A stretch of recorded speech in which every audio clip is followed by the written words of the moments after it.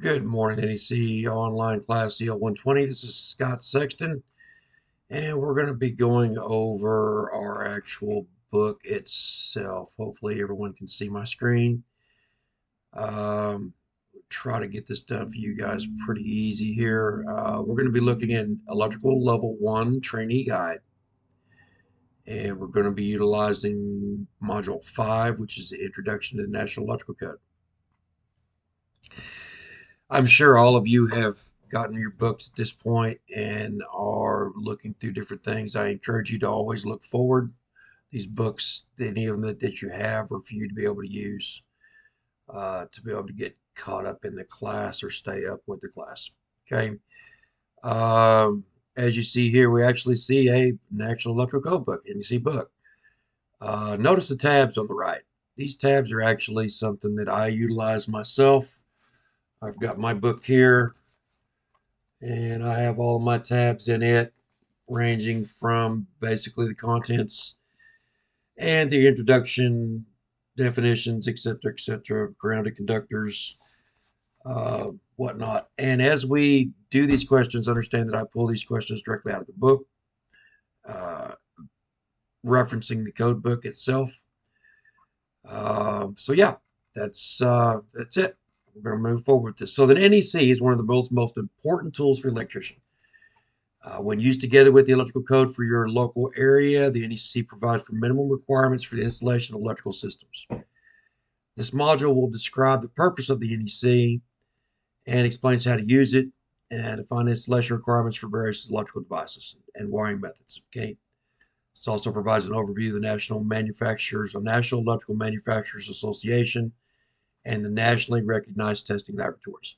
Now, the NEMA is rating manufacturers use to be able to rate their boxes for weatherproof ratings. Uh, and just as a cliff note, and then the national recognized testing laboratories, they're what you'll see the UL listings. It's Underwriters Laboratories.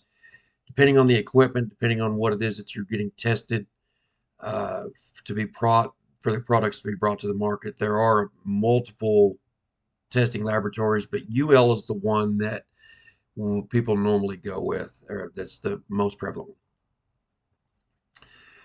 So, National Electrical Code, I call it the electrician's Bible.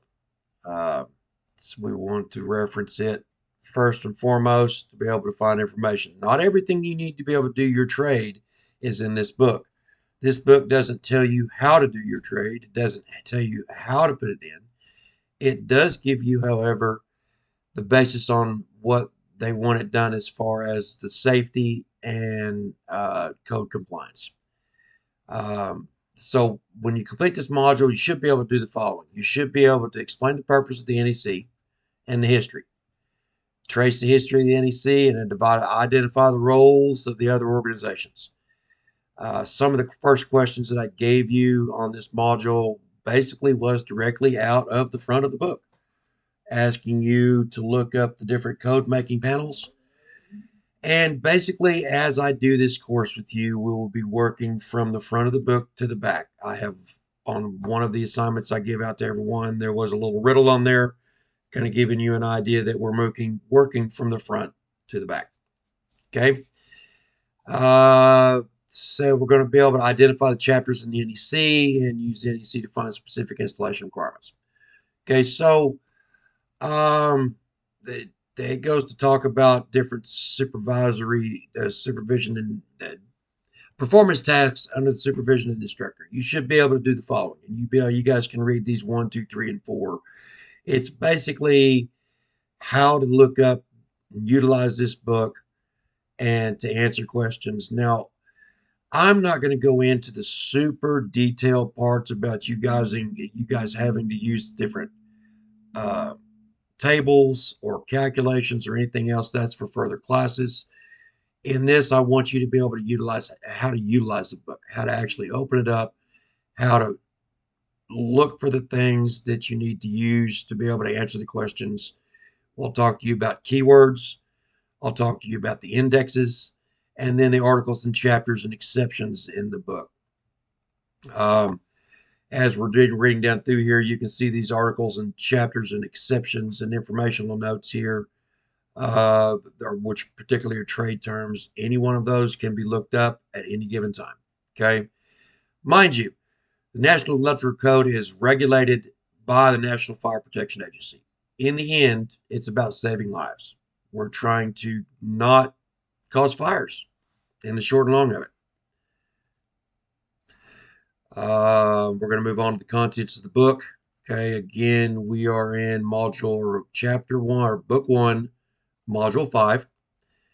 And let's do a quick purpose and history of the NEC. Now, you guys have all read this, I'm sure, but I will go over it just a little bit so we can kind of talk about it. It's interesting how this thing developed.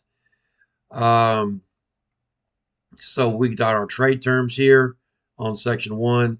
We're going to be talking about the purpose and history. Articles.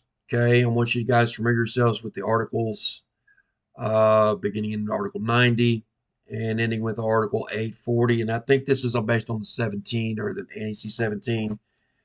If you have the 2023, your ending articles at this point, let me double check, see if that hasn't changed any at all since this one. No, how about that 840? That is finally, it is the same. They have not added anything past 840. They will do occasionally, about every 3 years, they'll do an update and they'll do introductions into the code book as far as new material, or they'll modify different words and whatnot. And you'll be able to notice that by the identification at the bottom of the book itself. If you look at any of the pages on the 2023 code book, at the very bottom, it's got some writing across the bottom, shows shaded text is equal to revisions, basically where they have changed it. You have the next one is a delta symbol shaded, that's text deletions, figure and table revisions. That's where they've made revisions and deletions. And then there should be some dots. If dots show up, that means a whole section has been deleted. And then finally, whenever you have an N, capital N, that's shaded, that shows you that there is new material. And a lot of times we have some new material coming in. Every year things change. The solar aspect of what we're doing has changed things. The EV chargers, there are new sections in the code book from when I started back in the late 90s. The code book has definitely changed. Mind you, the first code book that I ever got my fingers on was about 3/8 of an inch thick, and it was basically the size of a small poster board. I mean, not very big, maybe 8 inches tall, 4.5 inches wide. So yeah, there we go. This will go on to talk about how the National Electrical Code is published by the National Fire Protection Agency. Talks about the tools. It's one of the most important tools that we use. Unless otherwise specified, always use the latest edition of the NEC as your on-the-job reference. Okay. It specifies the minimum provisions necessary for protecting people and property from electrical hazards. The minimum provisions necessary for protecting people and property from electrical hazards. There are some areas that talk about that your local codes will be more stringent than what you have in the NEC, and it's got to meet or exceed the NEC. So if you have a code that is more stringent locally than what the NEC has, then you'll actually go by that localized code. If it's less, then you'd have to really go with the NEC, because it is, you can't go less than what the NEC, you always go more. So again, the primary purpose of the NEC is practical safeguarding of persons and property from hazards arising from the use of electricity, which you can find that at NEC 90.1 alpha. Okay. Thorough knowledge of this book is required to be able to be a trained electrician. NEC is probably the most widely used and generally accepted code in the world. Several different languages. It's the one we use. I'll tell you what, it's been good to me as far as being able to feed my family. Uh, yeah. So although 90.1 alpha states this code is not intended as a design specification or instruction manual for untrained persons, it does provide sound basis for the study of electrical installation procedures under the proper guidance. Okay. Um, so let's look at the evolution of this thing. In 1881, National Association of Fire Engineers met in Richmond, Virginia. From that meeting came the idea to draft the first National Electrical Code. Believe that, 1881. It's pretty cool. The first nationally recommended electrical code was published by the National Fire Underwriters, now the American Insurance Association, in 1885. In 1896, the National Electrical Code Association in NELA was working to make requirements for the fire insurance organizations, and electrical utilities fit together, kind of make them all mesh. Uh, NELA was succeeded in promoting a conference that would result in the producing a national standard national electrical code.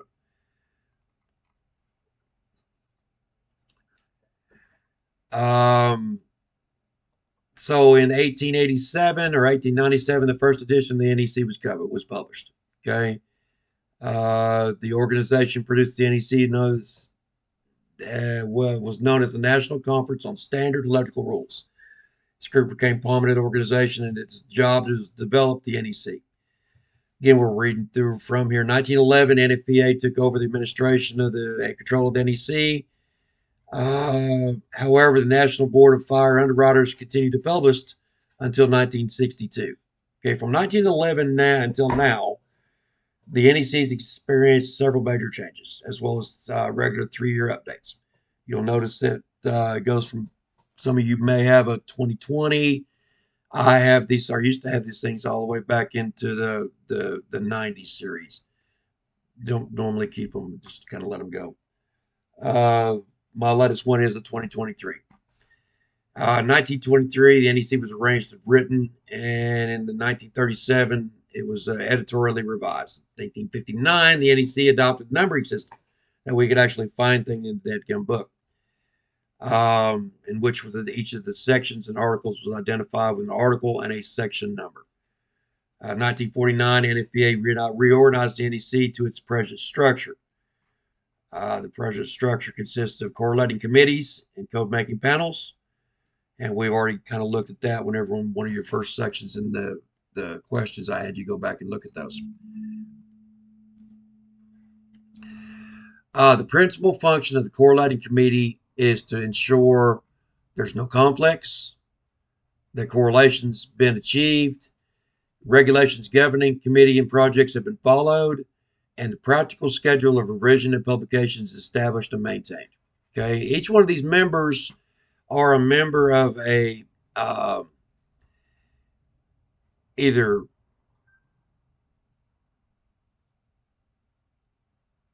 a manufacturers association, a testing laboratory, an insurance organization, a supplier.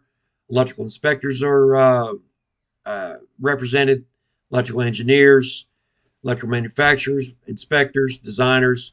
Every aspect of the trade you're going to find somebody that has input in these committees. Okay. We can go on, continue down here. Yeah, so I don't think a lot. You can continue to read this thing where it talks about what all it does. In support of the requirements of the NEC, there are other organizations that identify conformance standards for the manufacture and the use of electrical products. Okay, so that's what we're going to talk about, the laboratories. So you got your nationally recognized laboratories. Okay, they established and operate product safety certification programs to make sure the items produced under the service are safeguarded against reasonable and foreseeable risk. Basically, it's not going to burn up. It's qualified equipment. Common nationally recognized testing laboratories here in the United States, and to include UL, Underwriters Laboratory, and the CSA, which is the Canadian Standards Organization. I don't see a lot of their stamps on things. Mostly what you will see is a UL laboratory. So let's talk about NEMA real quick. NEMA was founded in 1926. It's made up of the companies that manufacture equipment used for generation, transmission, distribution, control, and utilization of electric power. Basically, anybody that's involved in the electrical fields. NEMA's the objectives of NEMA are to maintain and improve the quality of reliability products, to ensure safety standards in the manufacture of the use of the products, and develop product standards covering such things as matters as names, naming, rating, performance, testing, and dimensions. There's a standardization on the on boxes. You're all going to find some standardized box. That way, one manufacturer is building the same type of box uh, that the next guy is, so it's going to be able to be used widely through the trades, no matter what the manufacturer is. Of course, now we should be able to go back into the section review. Today, the NEC is administered by, wonder who that might be. So, and the Canadian Standards Association, well, we just covered that. That is one of those right there. Let's see if we're all tracking, right? Okay, so we're going to go on to the next page. So, section 2, okay? And we're going to go through section 1 to section 2 pretty quickly here, and then I will try to do more of these videos later in the week. So section 2 is talking about navigating NEC. We're going to look at navigating the NEC to identify the chapters in NEC and the use, spot to find specific installation requirements. And you guys have already been doing that because of the classes because of the questions I've been asking you. And you guys, as a whole, are doing a great job of looking these things up and giving me the code references. In the end, once we go all through this, you're going to understand this is basically an encyclopedia. Okay, utilizing the references in the back, meaning the index, all the way through utilizing the tables, which is further on in your trade, further on in the training. Keywords in questions are a big thing that you need to recognize. Those keywords will give you directions, and as you've probably already seen, of where to look and where to look in the book. There again, those keywords are pretty important as far as how I use this book to be able to navigate. Okay, so let's look at our trade terms. We've got chapters, 9 chapters from the broadcast for the form, the structure. You got your exceptions. Exceptions follow the applicable sections of the NEC and allow for alternate methods to be used under specific conditions. This is very important because these exceptions kind of get slipped in there, and you kind of glaze over it, because when we're in these books, really it's like reading an encyclopedia sometimes, and your eyes glaze over, you don't even think about it. But those little exceptions at the bottom can make the difference on how you're doing something, or if you're allowed to do something specifically a specific way. Okay. So let's go through this. The NEC begins with a brief history. Of course, it's in the book. Figure 1 shows how the NEC is organized. When you open the NEC, you'll notice several different types of texture typography used. Here's what they do. Okay, black bold letters are headings for each NEC application are written in headings for each NEC application are written in bold black letters. Exceptions. These exceptions explain the circumstances in which a specific part of the NEC does not apply. Okay, exceptions are written in italics under that part of the NEC, and normally these exceptions, anything that you see, as I've already talked about it being shaded, that means it's been revised. So they do a lot of revision on the exceptions. So you have your informative notes. These explain something in an application, suggest other sections to read about the application, and provide tips about the application. Okay. These informative notes, you want to read them because it may refer you back to another code reference that'll help you figure out what to answer the question or to solve the problem that you have. And they're defined in the text by informative note. You'll see that in there. It'll be identified as, I have one that's open right now when I just happen to be looking at Article 5, 515.13, or pardon me, 515.3 classified locations. And you look at the bottom of that, below that, I have a one, two, three different informative notes that give me more information about what's going on here. Okay. Then you've got your figures. These may be included in the explanations to give you a picture of what's going on. And we're not talking about pictures, but we're talking about it gives you a snapshot in your brain, what it might look like. And then your tables. Okay. These are often included where there is more than one possible application in NEC. You use your table to look up specifics in your for your application of what you're doing. I use these tables a lot whenever you're doing conduit fill, whenever you're doing ampacities of wires. Uh, it is a used thing quite a bit. In addition to the different types of text, NEC also contains types of rules defined in 90.5. These are mandatory rules, okay? I want you to understand these things, shall and shall not. These mandatory rules mean that mandatory rules contain the word shall or shall not and must be obeyed, okay? Must be, shall or shall not. That means you better not break it. Then you got your permissive rules, okay? They identify actions that are allowed but not required and typically cover options or alternative methods, okay?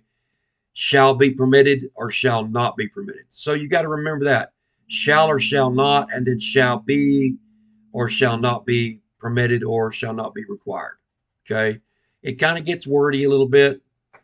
So yeah, we have our chapters in the NEC, okay? We talk about that in the NEC Article 90, gives you an overview of the NEC, okay, which just goes back to the figure 1. Let's see if we can find it. Here we go. There's our figure 1.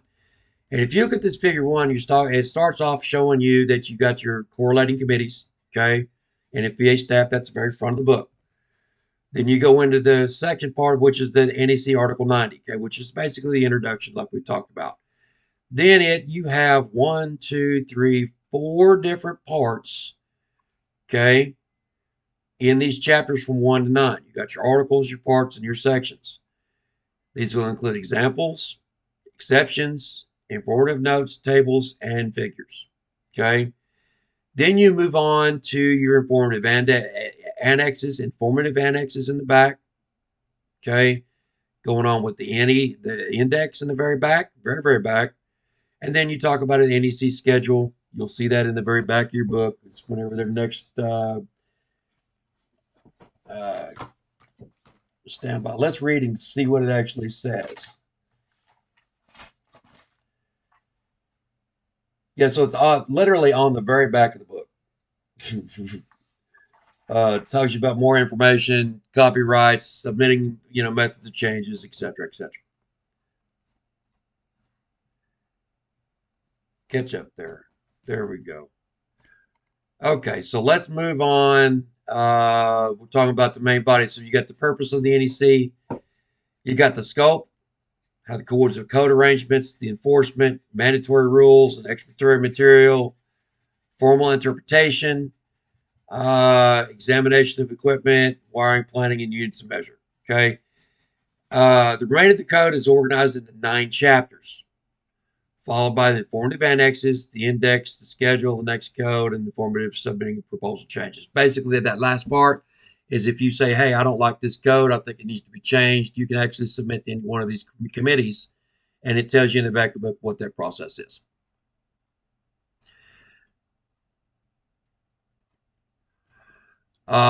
So chapters 1 through 8 are subdivided into articles. Okay, I'm sure you guys have already seen that. Chapter focuses on general category level applications. So chapter 2 is wiring protection. Okay. Article 210, branch circuits, part 1, general provisions. You got your 210, multiple branch circuits. NEC chapter 9 covers tables that are referenced in the articles in the NEC chapters 1 through 8. I use these informative annexes all of the time. Okay. So let's talk about the chapters. So 1, 2, 3, and 4 are first chapters, and they're the rules for design and installation of electrical systems. Okay, they basically apply to all of your electrical systems. 5, 6, and 7 are special occupancies, special equipment, and conditions. Rules in these chapters may modify or amend those in the first 4 chapters. So it's basically an overlay. You have your basics understanding of the first 4, you got your special conditions, and then you've got your chapter 8, which covers the communication systems, so telephones, television receiving equipment, um, data communications, low voltage stuff. Okay, fire alarm systems and whatnot. Chapter 9 contains your tables. You got your informative annexes A through J. And you got your A consists of product safety standards. Informative B contains information about determining capacity conductors under engineering supervision. How it's basically how they come up with it. Okay, and this goes on to explain all these different uh, informative annexes. Uh, the very last one I'll point out to you is Annex J, is the ADA standards for accessible design. I have actually had questions on my journeyman's test that come out that ask me about some sort of standard like that for ADA, and you have to remember that that is in there. Okay. We're going to go on just a little bit further. So, Chapter 1, okay, Article 100. That's your definition page. Okay, it gives you the list of common terms and for definitions. Uh, Definitions specific to a single article are included in the second section of the article. For example, 242 contains the specific definition specific to overcurrent protection. So whenever you get into each one of these different sections, they'll actually show you a little bit of terminology, and then they'll continue on to what they're doing. Okay, as far as giving you explanations. Um, Here, right below, but between label and listed, 2 definitions. Article 1, you should be familiar with. Labeled and listed means equipment and material to which has been attached a label and a symbol and other identifying marks from an organization that's accepted by the AHJ, authority having jurisdiction. Remember that. That will come up a lot. And making sure that it's inspected and labeled by the manufacturer. It's compliance with appropriate standards and performance in a specified manner. In the end, all of your equipment you're installing should be labeled and listed. That way, we're not putting in substandard equipment.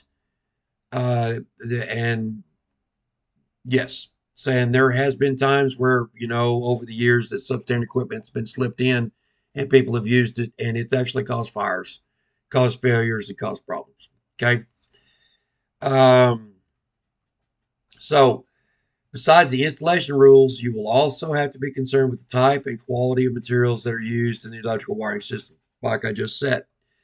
You want to make sure it's got the national recognized testing and product certificate stamp, basically the UL stamp on it.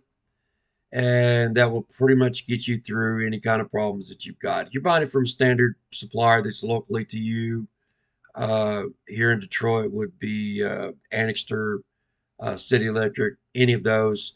They're going to carry products that will have a UL listing or that is complies with regulatory compliance. Okay, and here's an example of this UL laboratory listing label. Okay, Article 110 gives you the general requirements for electrical installations. It's important that you be familiar with this general information and the definitions. Okay. Um, we're going to go through this last little page here. We're going to end on page 8 on this for this part.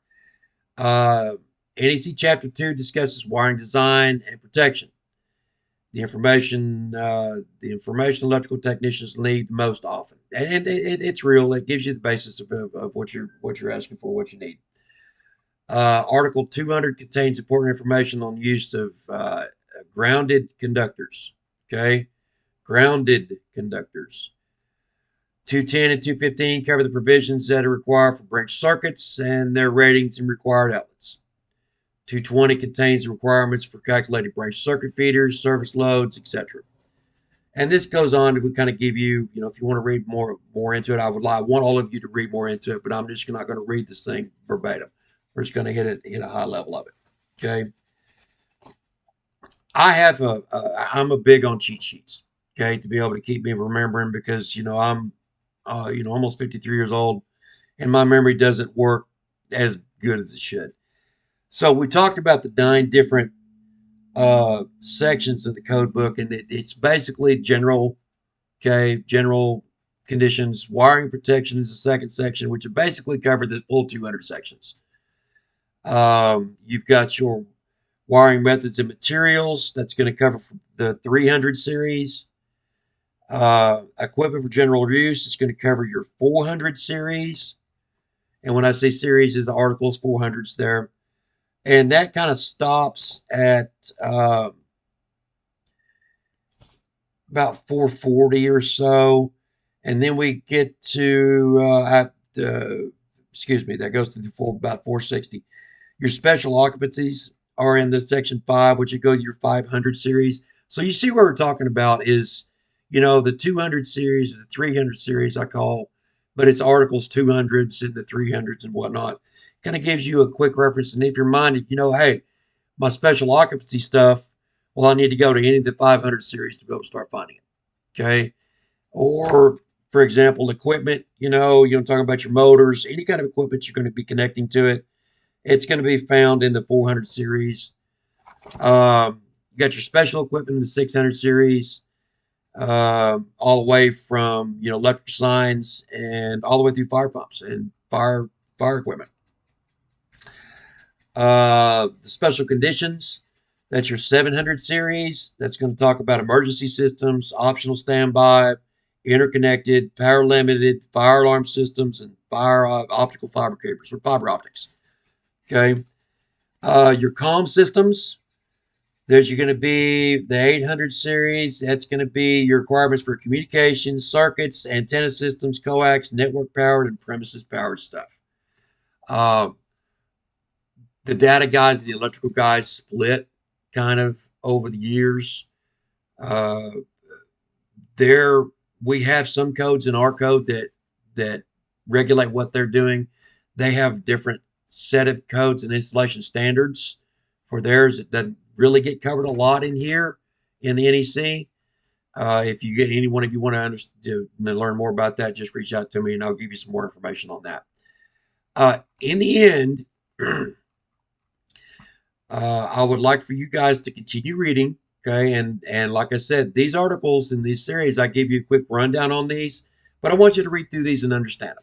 Okay, and the book will continue on this for the next several pages about how these things break down. Like I'm showing here on the screen, you got 410. It's the luminaires. Quick note: a luminaire, that's nothing more than a light fixture. Okay, keep that in mind. Quick, there's my quick one for the day. All right, so listen, this is about all I'm gonna get done today on this. I would like for you guys to continue reading. I am available. I know that some of you have had problems getting in and getting your work done. I've opened things up again, and I want you to do your best to get caught up. Okay, everything has been opened except for the daily check-ins. Until Sunday at this point. Once I hit Sunday, we're going to start moving forward. Okay. So you have until Sunday to be able to get any of your stuff taken care of and get caught up. For those of you that are already caught up, bully on you. Rock on. We appreciate it. Keep up the good work. I know that every one of us can get through this. Don't let this thing be an intimidation. I am here. My cell number is listed. My email is listed. 9 times out of 10 will answer even at night. Okay. I'm here for you and thank you very much.